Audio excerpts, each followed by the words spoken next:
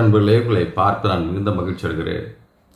2 ராஜாக்கள் 18ஆம் அதிகாரம் 6ஆம் வசனத்தை பார்க்கும்போது, அவன் கர்த்தரை விட்டு பின் வாங்காமல் அவரை சார்ந்திருந்து என்று சொல்லப்படுகிறது. சார்ந்திருந்து அவர் கட்டளையை பின்பற்ற என்று பார்க்க முடிகிறது. அவர் கர்த்தரை விட்டு பின் வாங்காமல், அதான் ரொம்ப முக்கியம், பின் வாங்காமல். 25 வயசில் ராஜாவாயிட்டார். இதுக்கப்புறம் ஒன்றும் இல்லை, அவருக்கு உயர்த்தப்பட்டார். அவர் நினச்சிருந்தா பின் வாங்கியிருக்கலாம். ஆனால் பாருங்கள், கடைசி வரைக்கும் பின் வாங்காமல் இருந்தார். நம்முடைய வாழ்க்கையில் சும்மா சாதாரணமாக ஒன்றும் இல்லாமல் இருக்கும், கர்த்தரை சார்ந்திருப்போம், அவர் கெட்டியாக பிடிச்சிப்போம் ஆண்டவரை. ஆனால் அவர் உயர்ந்த இடத்துக்கு ஆண்டவர் நம்ம கொண்டு வந்த பிறகு நம்ம பின் வாங்கிடுவோம்.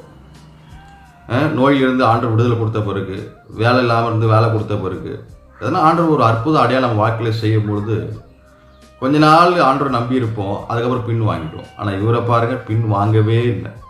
நம்முடைய வாழ்க்கையை இவரை பின்பற்ற வேண்டும். விருப்பம் கர்த்தருடைய ஆசீர்வாதத்தை அளவாக பெற்றுக்கோங்க. God bless you.